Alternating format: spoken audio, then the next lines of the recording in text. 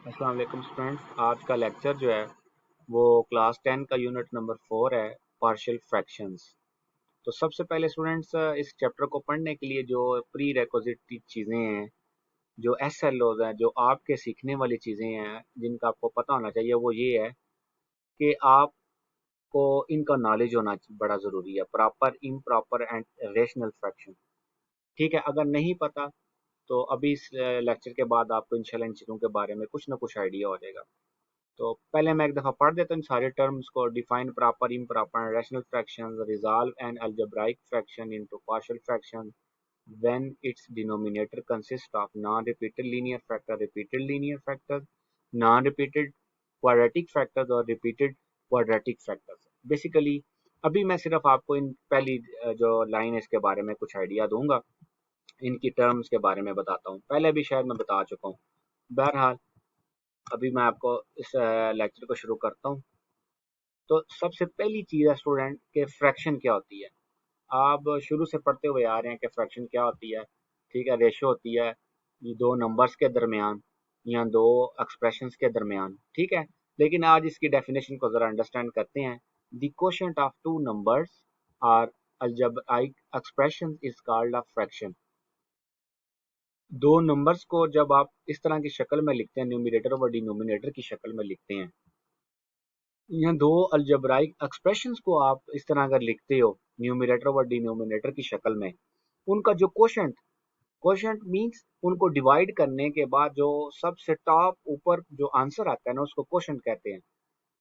तो basically fraction होती क्या है, वो असल में इन दोनों को जब आप इनका रिजल्ट मालूम करते हो, इनको काटते हो एक दूसरे के साथ, जो ऊपर बचता है ना, है, ठीक है, टॉप ऑफ द लिस्ट, वो हमारा क्वोशंट बेसिकली होता है। ठीक है, तो अब मेरे ख्याल में आपको बात समझ आ गई होगी कि फ्रैक्शन बेसिकली क्या होती है। वो असल में क्वोशंट होता है या दो नंबर्स का, या दो अलजेब्राइक एक्सप्रेशन का।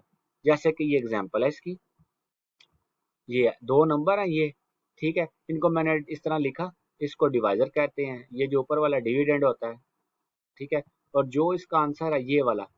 ठीक है, देखें ये फ्रैक्शन जो है बेसिकली किसके बराबर है, इसका आंसर किसके इक्वल आ रहा है, वो 2 के इक्वल आ रहा है। इसीलिए इस फ्रैक्शन का जो रिजल्ट है बेसिकली वो ये क्वोशंट होता है। तो इसलिए वो फ्रैक्शन को इस तरह डिफाइन करता है।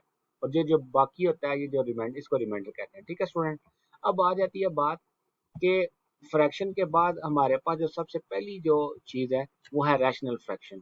तो आप सबको पता है रैशनल क्या होता है। वो भी basically new n p over q शक्ल होती है। आप सबको पता है पी ओवर क्यू फॉर्म होती है, लेकिन rational fraction in the form of expression. ठीक है, नंबर्स में तो हमें पता है, लेकिन एक्सप्रेशन के सेंस में हम इसको कैसे नोट करते हैं कि where n of x and d of x are polynomials. ये बड़ी इंपॉर्टेंट बात है कि जो आपकी रैशनल फ्रैक्शन है उसमें ऊपर भी न्यूमरेटर और डिनोमिनेटर जो है वो बेसिकली पोलिनोमियल्स होने चाहिए।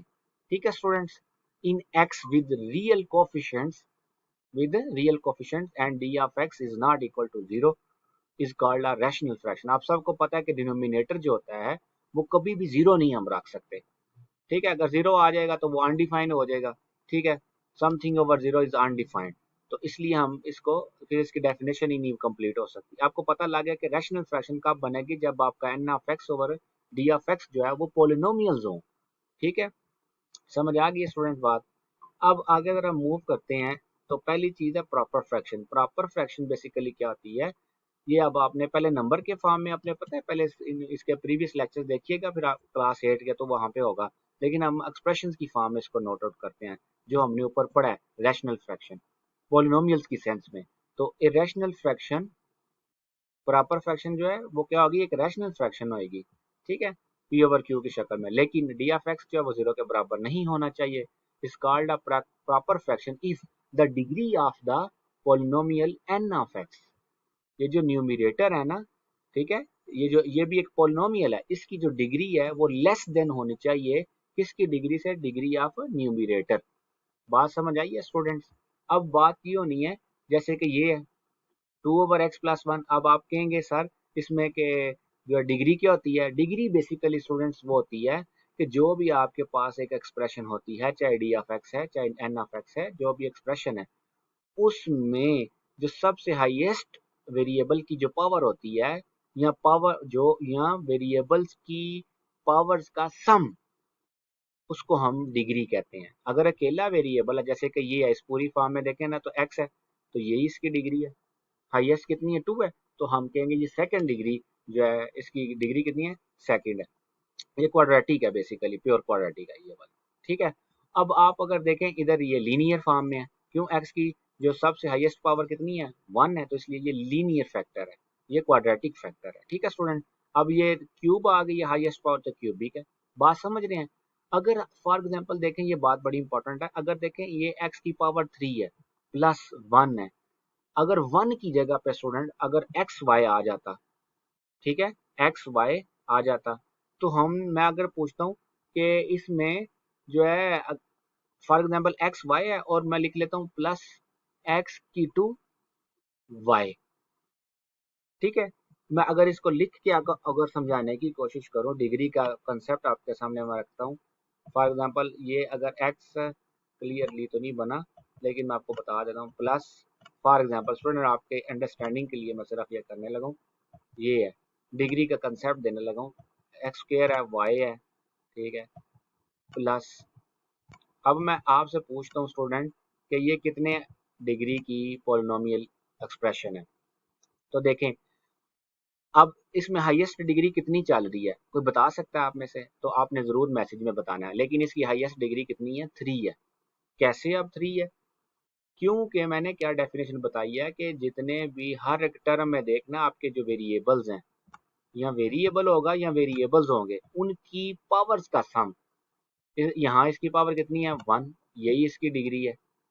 इसकी कितनी है, पावर 2, यही इसकी डिग्री है। लेकिन यहाँ पे देखें, ठीक है, ओवरऑल तो इसकी पावर का सम जरा लें, हाँ इसकी पावर 2 है एक्स की, और वाई की कितनी है, 1, और इसकी डिग्री टोटल कितनी बनेगी, 3।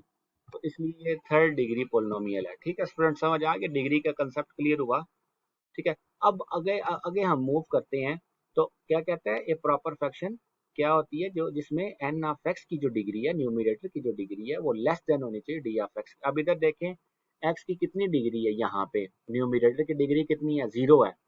इसमें एक्स लिखा हुआ नहीं है, लेकिन हम एक्स कंसिडर कर लेंगे, एक्स की पावर 0 इसके साथ।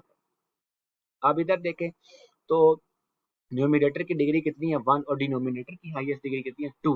बात समझ गए, इसलिए ये प्रॉपर है। यहाँ पे देखें तो न्यूमरेटर की डिग्री 2 है और डिनोमिनेटर की डिग्री 3 है, तो ये भी प्रॉपर फ्रैक्शन है। अब इम्प्रॉपर फ्रैक्शन में क्या होगा, जाहिर बात है, एन ऑफ एक्स जो होता है, या तो वो डी ऑफ एक्स के बराबर होगा, या एन ऑफ एक्स जो है वो ग्रेटर देन होएगा डी ऑफ एक्स से। A rational fraction with d of x is not equal to 0 is called an improper fraction if the degree of the polynomial n of x, ये जो है या तो ये ग्रेटर होगा या equal to the degree of the polynomial d of x, like this. ये example देखें, ऊपर भी देखें वेरिएबल, ऊपर की डिग्री कितनी है x की, 1 है। यहाँ पे देखें इसमें भी कितनी है डिग्री, 1 है, तो ये तो इक्वल होगी डिग्री। अब यहाँ पे देखें हाईएस्ट डिग्री कितनी है, 2 है, यहाँ पे भी 2 है, तो ये भी इक्वल होगा। यहाँ पे देखें जरा, x की पावर कितनी है, 4, ये इसकी डिग्री कितनी है, 4, और नीचे कितनी है, 3। तो न्यूमिनेटर की जो डिग्री है वो डिनोमिनेटर से ग्रेटर हो गई। यहाँ पे देखेंगे दोनों की इक्वल है।